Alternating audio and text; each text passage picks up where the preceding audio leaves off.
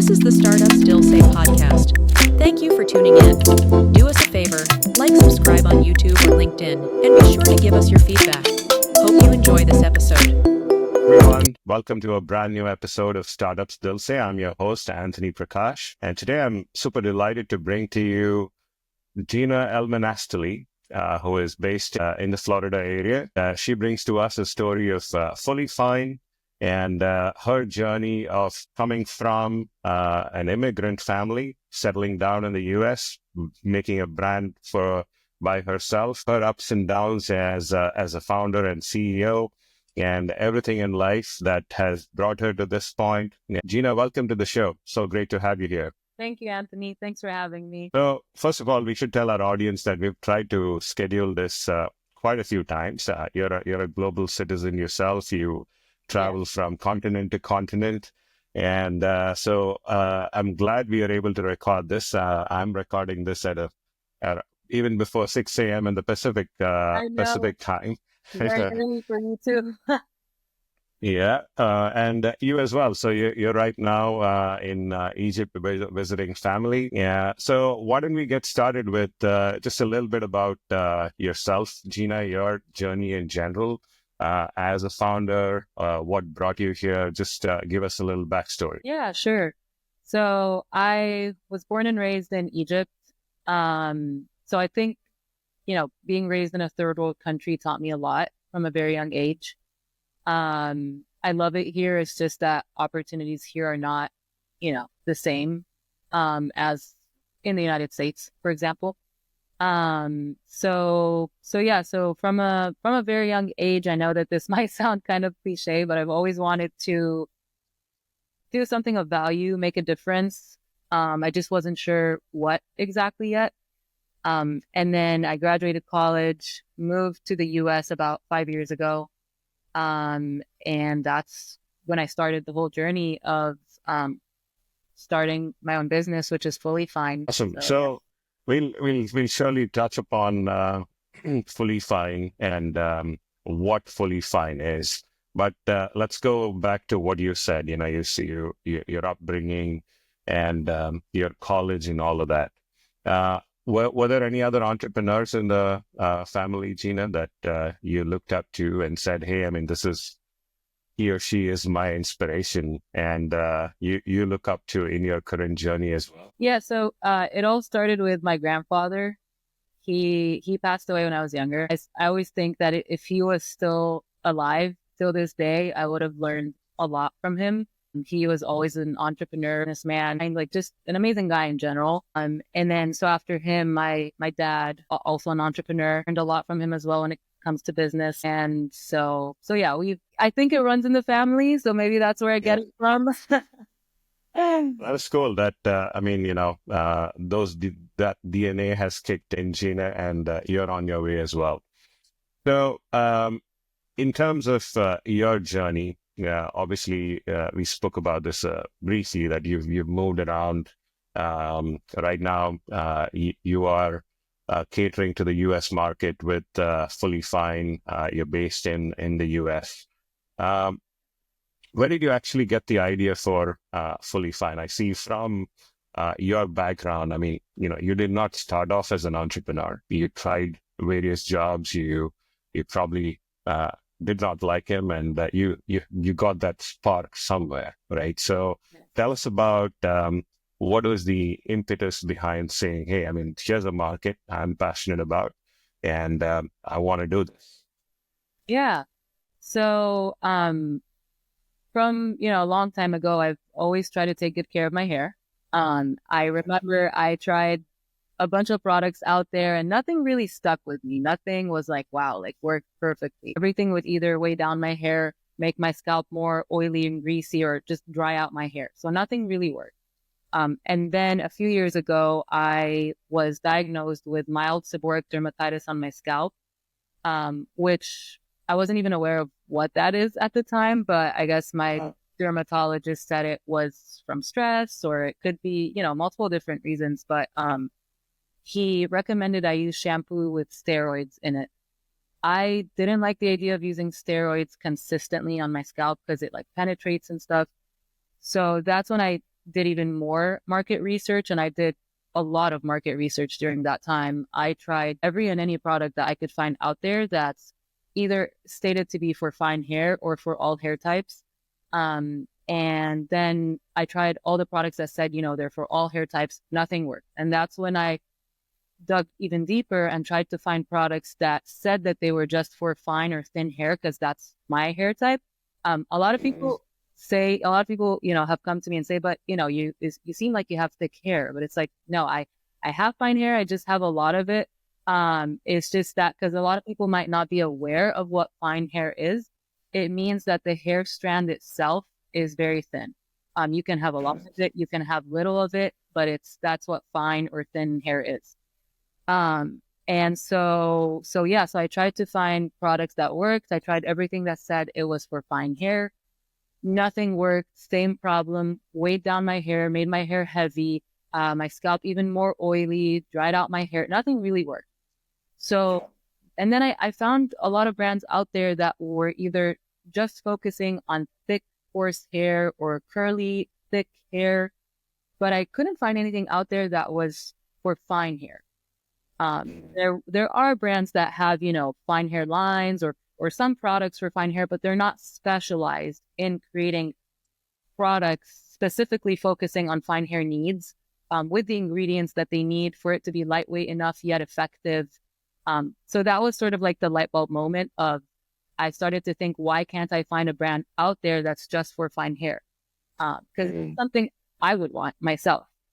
And then I started to speak with many different women, like friends or friends of friends, because I didn't want any like biased opinions. And then I started asking more people with fine hair, what are your struggles? Have you found products that work? And I was actually surprised to see that everyone that I spoke with said that they were still trying to find products that worked for them. They still complained that the products weighed down their hair, or they were still trying to find something. And so that pushed me and motivated me even more to do this. And so that's how Fully Fine came about. And I decided that I want to fill this gap in the market, be the market leader in this niche industry, and hopefully, be the go-to brand for people with fine hair to make their lives easier, so. It's a beautiful story. I mean, it's almost like self-inspired. I mean, you went through that struggle yourself, and those around you face that. But at the same time, having a great idea or the fact that, you're going through that pain is, a lot of us go through that. Very few of us say, I want to do something about it. Take those next few steps, which you did.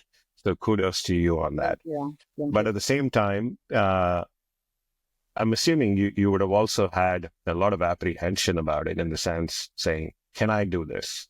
I don't come from this background, because, imagining something saying, oh, I want this for fine hair is one thing. At the same time, to your point, doing research, at the end of the day, you are creating a compound, which you're going to put on your hair and have everybody else try it as well, right? There's a lot of chemistry involved, I'm assuming. So how did you bring that all together? And in the first, like I said, maybe it's a two-part question. How did you overcome that mental barrier saying, can I do this? And secondly, how did you say, okay, here's the network that I need to actually put something together? Yeah, definitely. So I've tried many businesses before Fully Fine that have failed, or that I just wasn't really passionate about.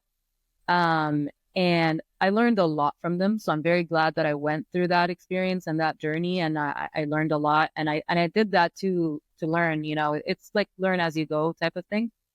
And so when I had this idea of Fully Fine, because I always knew, I wanted to do something, I just wasn't sure what. And I didn't want to just start a business for the sake of it. That's not the purpose of this. I actually wanted to create something of value and not just another product on the shelf.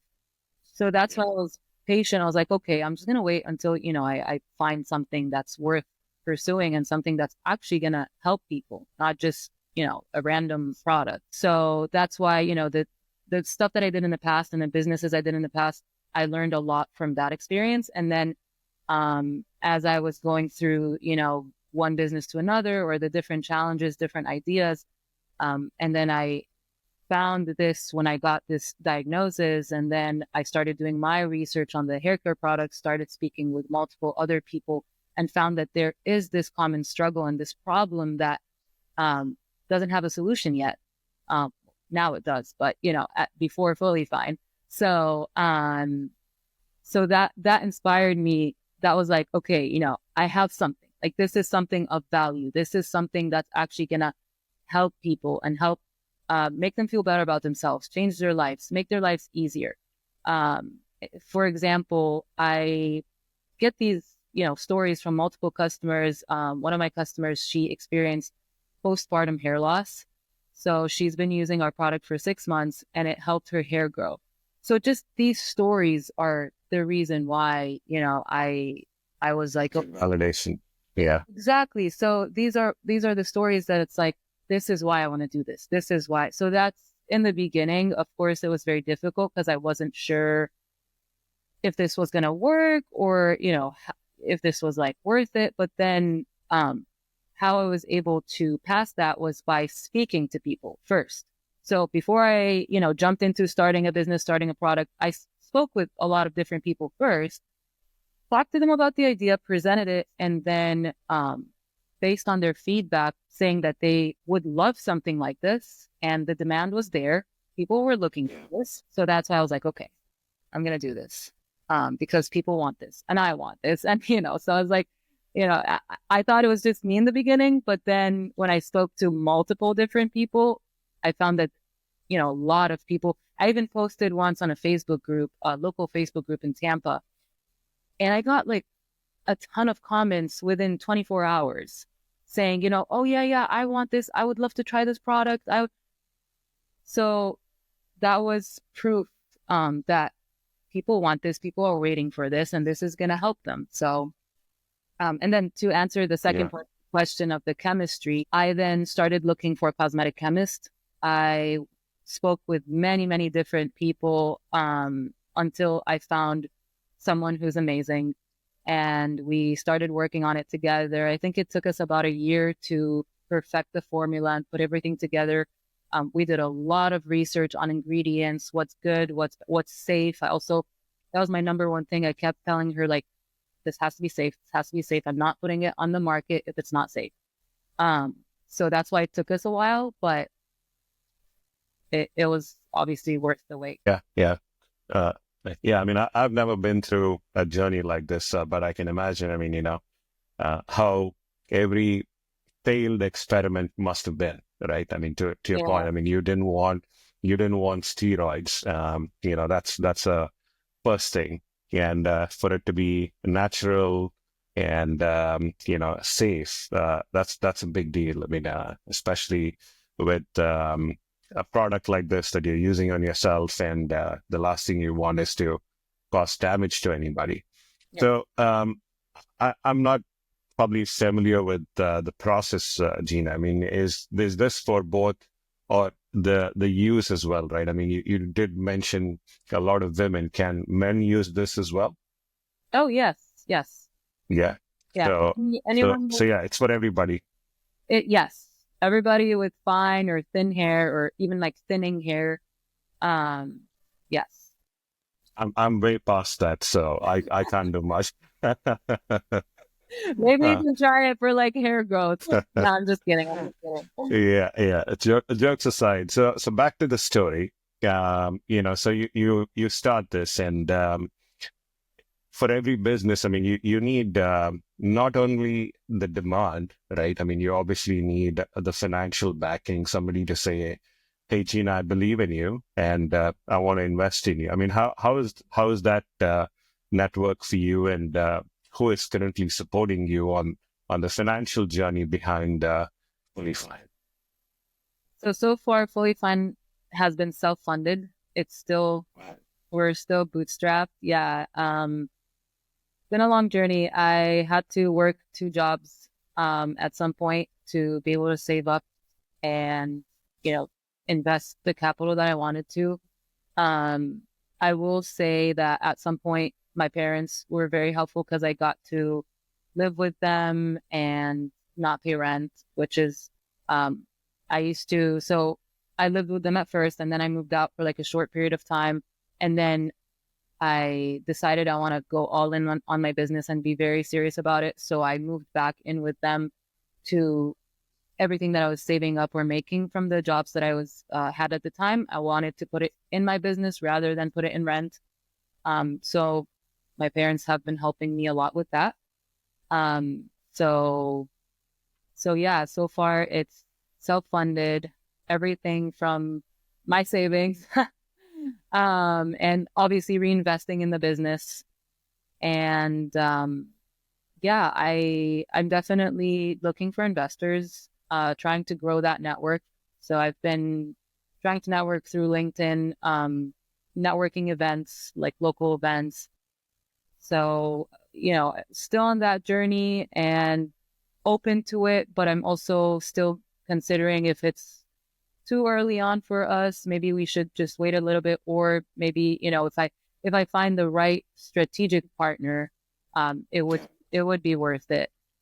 Yeah. Got it. Got it. And speaking of too early or not, you obviously have your e-commerce sort of channel, right? I mean, where people can come to your website, take a look at it. I mean, pick it up if needed. So, where can people find Fully Fine today? And what is your strategy, so to speak, on saying, will it be fully e-commerce driven? Do you plan to have it in, the brick and mortar retailers at some point? And the people trying to partner with you, I mean, what sort of partnerships are you looking at as well for the business? Yeah. So right now we launched online and it's only been about a year and a half. So still very early on, but within our first year, I'm very happy and proud of what we've accomplished. We partnered with QVC. So as of now, people can find our products on our website, fullyfine.com, on our Instagram, like social media, TikTok, it's at fullyfine, or also on QVC's website, so qvc.com. And right now, these are where our distribution channels. For the future, I'm definitely planning on going into big retailers like, maybe one day Sephora or Ulta Beauty, or I have like a big vision, so not sure if I'm supposed to give everything out right now, but No, you don't have to. yeah, but one of my big long-term goals, is maybe, I'm not 100% sure yet how that's going to go, but maybe one day, when we make it big, we can open up like our own fine hair salon and then have our products there. So, I have a lot of ideas for long-term growth. It's, it takes time. It's going to be a long journey ahead, but I'm excited for what's to come. And, yeah, definitely looking at those bigger partnership retailers. I already had like some people, I had a big retailer from Canada reach out to me, and I'm just keeping, these relationships for long term, because right now we are still small. So it didn't make sense to do that right now, but keeping that relationship for when we get bigger and bigger and have more products, then we can, also distribute outside of the US and like worldwide. But right now, just starting with the US and social media and like retailers. And in terms of products, Gina, I mean, is it more like what sort of product line do you have? I mean, in the sense it's a shampoo, conditioner, or something else they apply. What are the different products as part of your line that you have? Yeah. So right now we started with what I call our hero product, which is our hair mask. So it's a hair treatment mask that it's a deep conditioner. So it conditions your hair, makes your hair much softer, and adds like fullness and volume and bounce. And also another thing that makes us very unique is that with this hair mask, it's not that you just can. I actually recommend people massage it into their scalp. Not gonna weigh down. It's not gonna leave any residue behind. None of that. So that's something I want to do for like most of our products to come. And so the products that I'm looking at in the pipeline would be shampoo, conditioner next. And then not to give out too much information again, but like maybe, hair serum stuff. There's a lot of ideas going on. I don't want to like give out everything now, spoil Sure. everything, but yeah, definitely shampoo would be what's next, because I've actually had customers ask for it. Yeah. So yeah, that's Very cool. I mean, I'm so inspired by, I mean, the big vision and thinking that you have. So that's going to serve you well. thank you. But I also want to touch upon some of the failures that you said in the previous businesses that you faced, right? I mean, obviously you can take it either way, right? I mean, you can be bogged down by it and say, oh my God, I mean, this is not for me. And never start this journey of Fully Fine. You could say, oh, I'm much more happier in a full-time job. And, that's my safe zone, if you will. But Gina's not that person. Gina's like, you know what? I want to learn from this and do better the next time. Can you talk a little or share some experiences on failures that have really made you stronger? And, you, any advice when people are listening for advice and experiences that they don't have to go through as well? So anything that jumps to your head that you always think back and say, I'm never doing that, or because I had this experience, I would do this differently for Fully Fine, if you will. Definitely.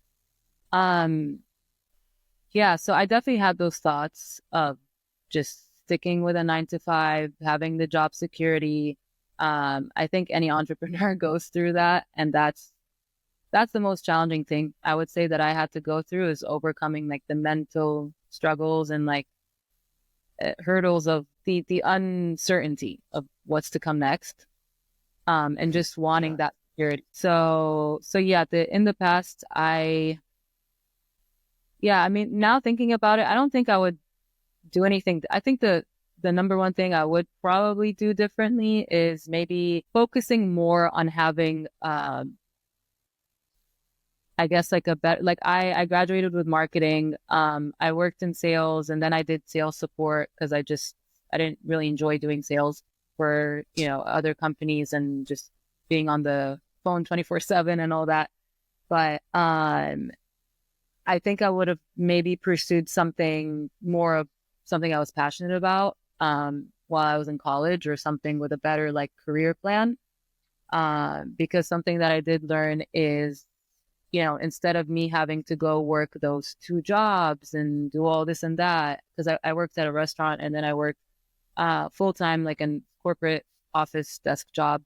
And, they're all fine. They're all great. I learned a lot, but it was exhausting. I wish I would have maybe chosen a better career path where I had more of a stable job that paid me more, where I could just put this money into my business, have that as like security while I'm working on my business. And then as my business grows, I can then decide to quit or whatever.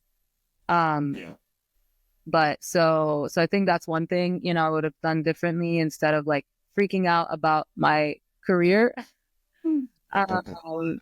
So yeah. And then the stuff that I did in the past was, I remember my last year of college, I started a website called The Random Closet.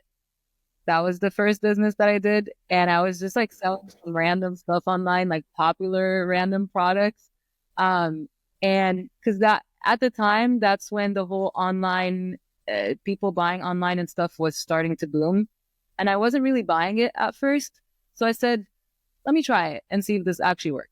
Because it sounded very interesting. Like, oh, I can just, start an online business. Okay, let me see. So I started selling like some random products. And then I created an ad, but like I was doing everything on my own just to also learn everything about it. And then I started getting like a few sales. I think in the beginning, I got like 3 or 4 from that ad that I put out in only like in a matter of 24 to 48 hours. And I was I started to freak out because I wasn't even sure what to do about it. Like, and then it was during Christmas. So then I remember FedEx and like the UPS, all those people, they were, there was a lot of traffic during that time. So the products, the order was delayed for some customers.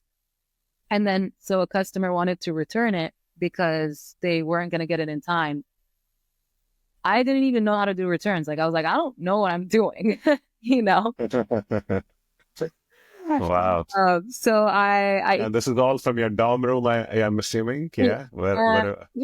It was, at the time I was, at my best friend's house. So I was born and raised and went to school in Alexandria, Egypt. My best friend moved to Cairo for school. So I used to visit her there a lot. So at the time, I remember I was staying at her place for a bit. And I even have a picture of like the desk that I had my laptop there and I was just sitting there every day, just working on it.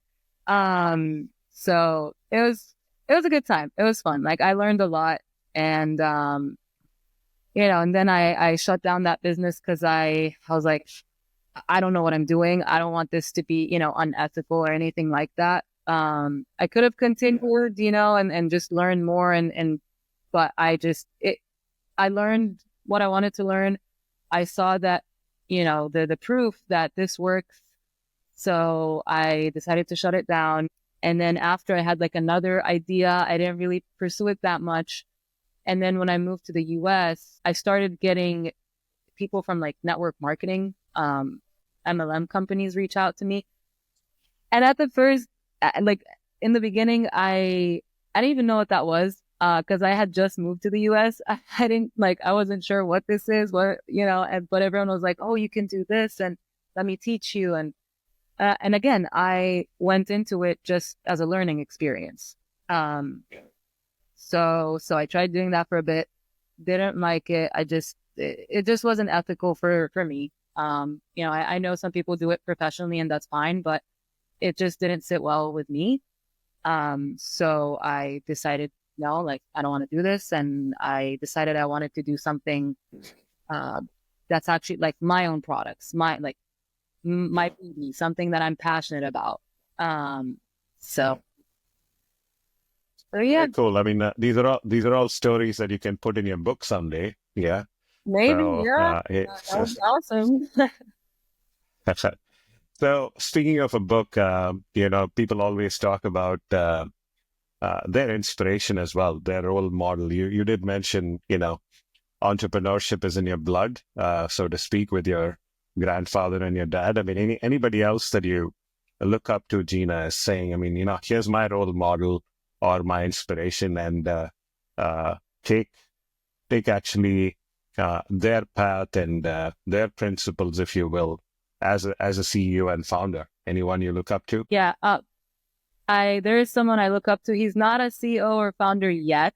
I know he wants to be. My brother, and my mom as well. She always wanted to start her own thing, and so, I learn a lot from both of them, whether they know it or not. But my brother, for example, he's super disciplined, and that's something that I learned from him. Like, sticks to a schedule, works out every day in the morning, goes to work, doing great. So that's something that he taught me. And he, if it wasn't for them, I probably would have never moved to the US. So he pushed me to dream big and he always supported me.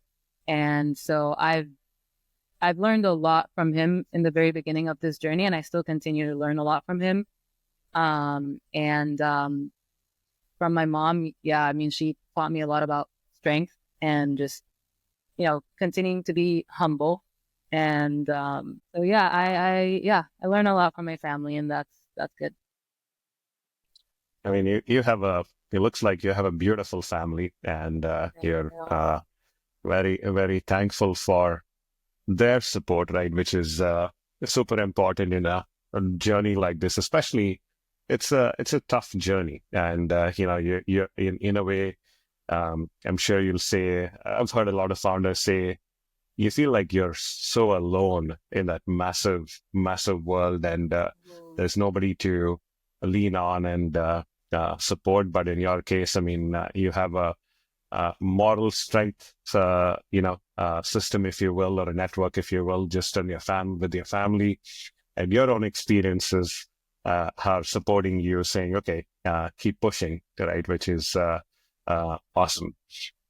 So, in terms of next steps, you did give us a glimpse of what you're planning to do right now, Gina. I mean, but one of the things I was thinking about is obviously you have to create the product, which you did, the mask and everything else.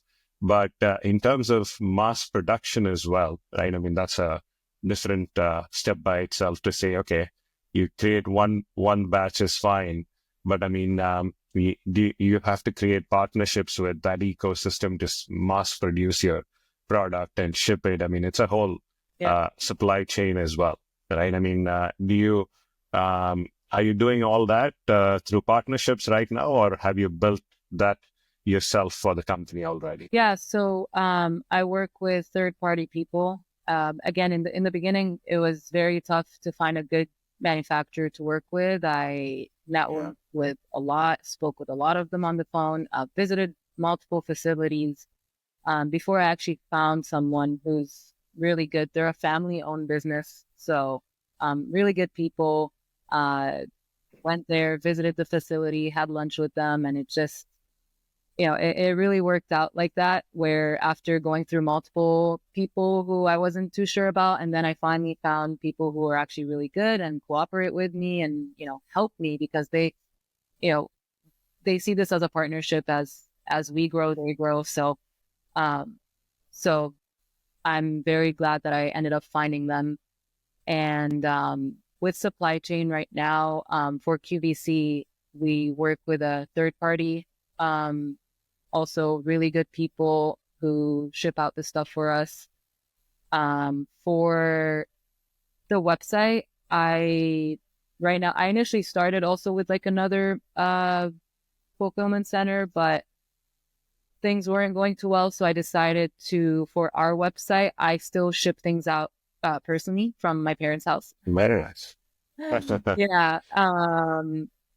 So that's So I'm assuming the FedEx guys or the USPS guys know you really well, right? So with all your bulk shipping. Shout out to Brian. He's amazing over there in Odessa, Florida. He's been very helpful. Yeah. I mean, these are all stories you're gonna tell people someday as to how you move from strength to strength. And moving from strength to strength, Gina, I mean, you've already done what a lot of founders wish they had as part of their journey, right? I mean, you feels like, I mean, you were born to be a founder based on your story. Yeah. But I think I would love to hear some feedback that you can give wannabe founders as well, as to saying, what to expect, what not to expect, and any pieces of advice, anything you normally say to even a friend who says, "Hey, Gina, what would you tell me in my journey, if you will?" So go for it. Yeah. So actually, something that I'm very convinced about this, and I'm gonna always say it. If it's in your heart, it's in there for a reason. Cut out all the noise, because when I was first getting started, and I know that, a lot of my close family and friends were doing this out of protection, that, this is too risky, or the market is too saturated, or this might not work. And I had these thoughts as well, like that's normal.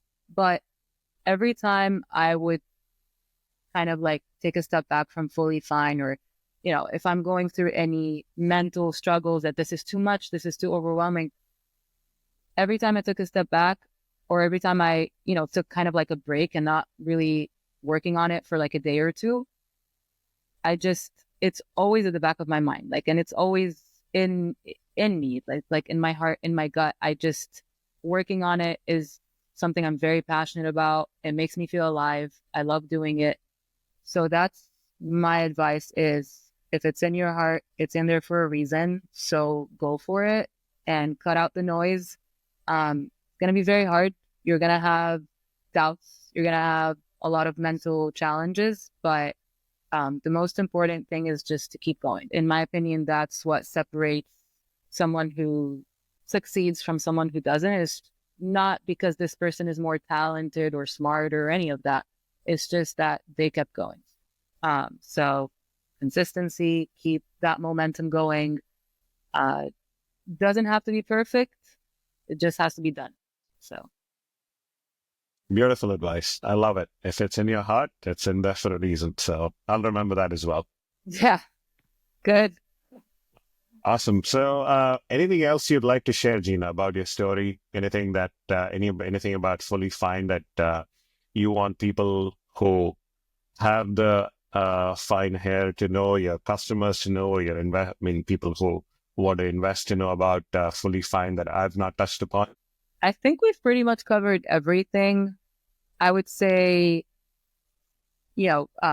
I do have a long-term vision for Fully Fine, and we're already seeing amazing feedback from customers, amazing results, just amazing stories from them. So, yeah, I'm excited for what's to come. And if you're someone with fine or thin hair, come join our community. I'm still, trying to grow this community. For me, it's not just a brand or a business selling products. It's a community of people who share these common struggles and where we can tell our stories and help each other, uplift each other. And so, yeah, and then hopefully, my commitment is to always continue to make the best quality, high quality, safe products for fine hair that make people feel good about themselves. And yeah. Great to have you on the show, Gina. Thanks for sharing your story. I loved your story, your background, and your passion to do this, and even more so because you have an incredible support system around you. Family is everything, and in your case, I mean, your family is your backbone, and they've helped you so far. I wish you the very best with Fully Fine. I'll hope to see you on the shelves of all the stores one day, and I'll call out as well. Hey, that's Gina. Gina was on Startup Still Says. So thanks so much, Gina. Wish you the best. Thank you so much, Anthony. I really appreciate it. And thanks for having me. It was great speaking with you. I enjoyed this.